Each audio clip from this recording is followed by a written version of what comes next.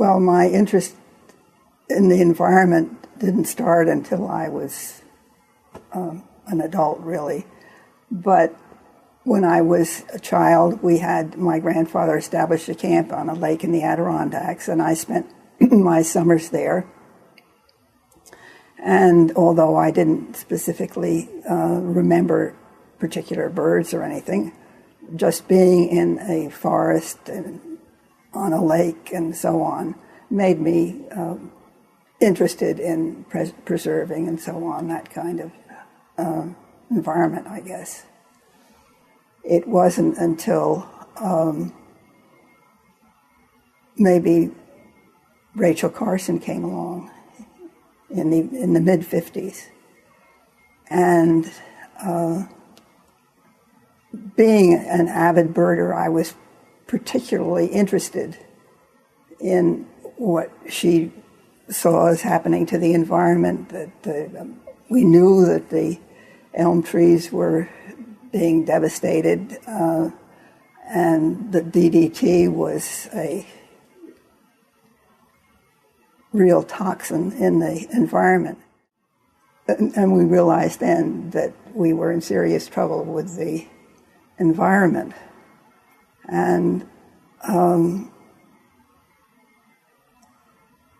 the next really crucial thing that happened, and I don't know how many people really remember this as vividly as I do, but that first picture of Earth from space was a real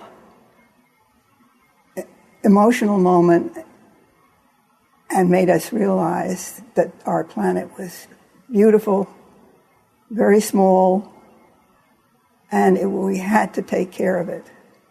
And of course, one of the things that people took from that was the need not to trash it in any way, including garbage. The question became, what subject will we take up? What will we do?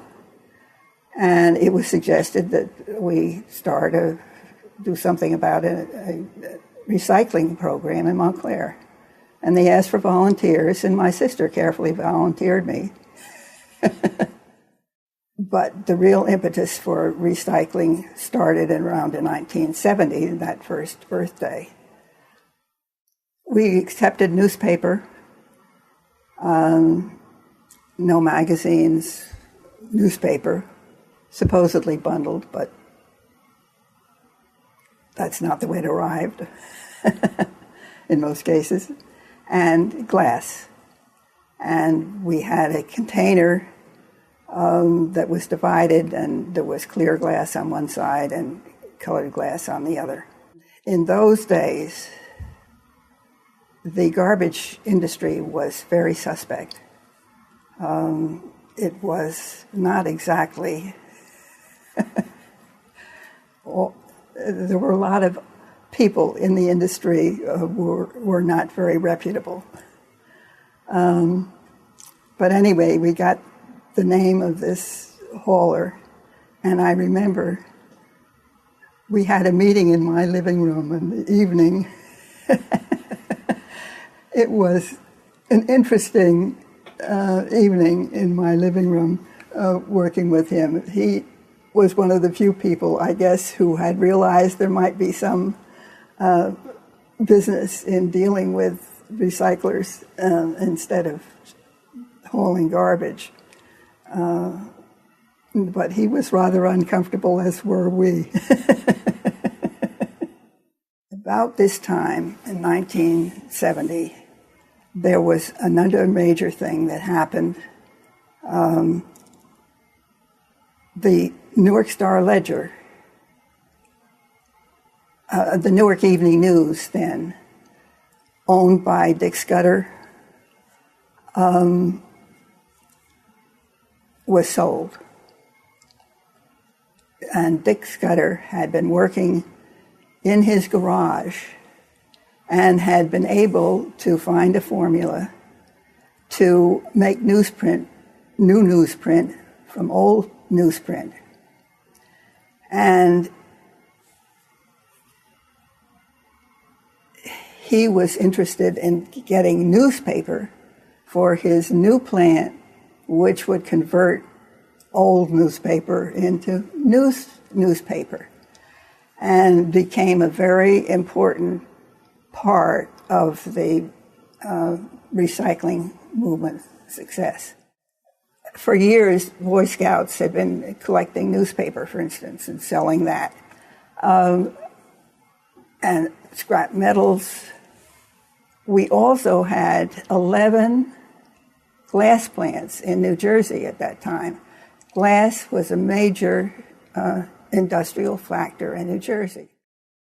The Montclair Environmental Advisory Committee had been established by the commission. I don't remember exactly when, but it was closer to 68. And the Montclair Organizations for Conservation was an outgrowth of a ad hoc group organized by Fred Alice, who was a member of the Montclair Bird Club. The Bird Club was a hotbed of environmentalism. Tell me about Dick Scudder. Well, because he had made this discovery of how to convert used newspaper into newspaper, and he owns all kinds of newspapers, as he did the Newark Evening News. He built a factory in New Jersey to process and receive old newspapers. And in the process, he hired Fred Schmidt to advance this project and go around to the various communities and help start recycling programs, newspaper specifically, although recycling in general. And he became a leading figure in the recycling history of New Jersey. He was probably more influential and beloved than any other figure. But Montclair, after it built these concrete bins, we became quite popular, particularly among the kids, because they would love to come to the recycling center, and adults too got a lot of satisfaction by throwing bottles against the concrete walls and breaking bottles. That was a great thing for everybody to do. So once the town took it over, then they made the curbside collection program mandatory. Is that right? We got them to pass a mandatory separation ordinance. It was #1 in the state. Because of the importance of the glass industry in the state, Fred Schmidt was joined by Bob Donovan, who represented Owens, Illinois. And of course, this is the two major economic drivers of recycling in New Jersey. Garden State Paper and Fred Schmidt, Bob Donovan and Owens, Illinois. I don't think there was anybody more important than those two together in the development of New Jersey's laws and whatnot. And Montclair, for both of them, was a model because it was run as a business almost. We were the first, not the first to have curbside collection, but we were the first to mandate collection in 1978. So that was a major stepping stone. And the next date of importance was 1980. And in 1980, the DEP, under Governor Byrne, established a recycling advisory committee. Mary Shield was the department of, or head of recycling at the state. She was at the DEP? At the DEP, yes. She headed what became the Office of Recycling eventually. But she was the major person in the DEP having to do with recycling. Fred Schmidt, Bob Donovan, and I often met together. And this was a large committee that was appointed by DEP Commissioner, then Jerry English, I guess, and George Tyler, remember, was his deputy. That committee involved most obvious people who were interested in recycling. And we worked for about a year and came forth with a document which was the recommendations of that committee to establish a recycling law in the state of New Jersey. That committee stayed in existence, and we were then organized as the New Jersey Recycling Forum. And Fred Schmidt was the president, and Bob Donovan was the secretary, and I was the vice president. So what was the purpose of the New Jersey Recycling Forum? To further recycling in New Jersey, and it had representatives of all the major recycling industries. It had representatives from all phases of recycling in New Jersey. And the law was passed in 1981, and it was the first recycling law in the country.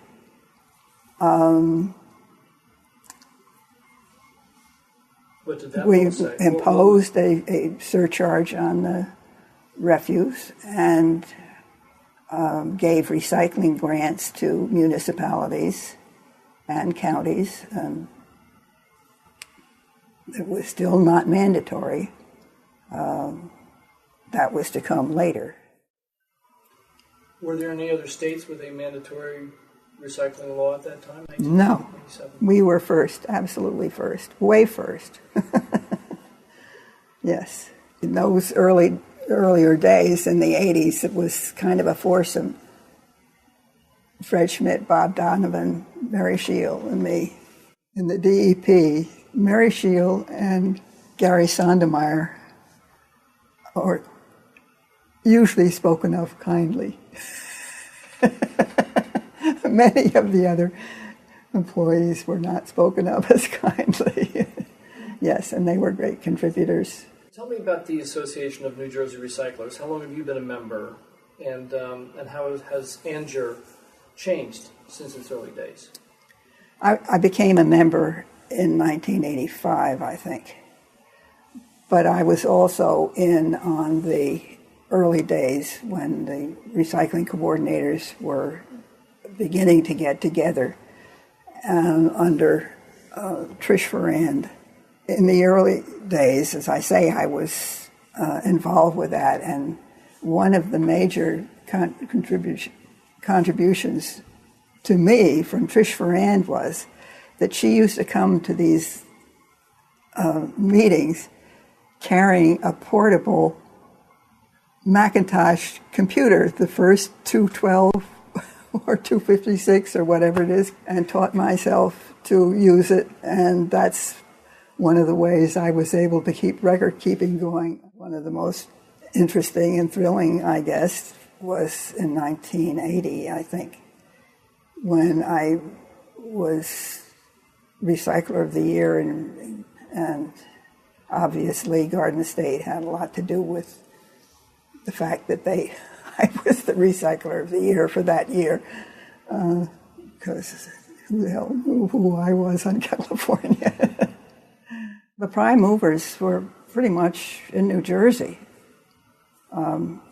California began to develop prime movers, but Now, we were really pretty early on in moving recycling ahead. Do you have any other words of wisdoms or thoughts about planet Earth and the environment and the future that you would like to impart? Well, keep your eye on that picture of Earth from space. It's the only planet we've got, and we got to take care of it.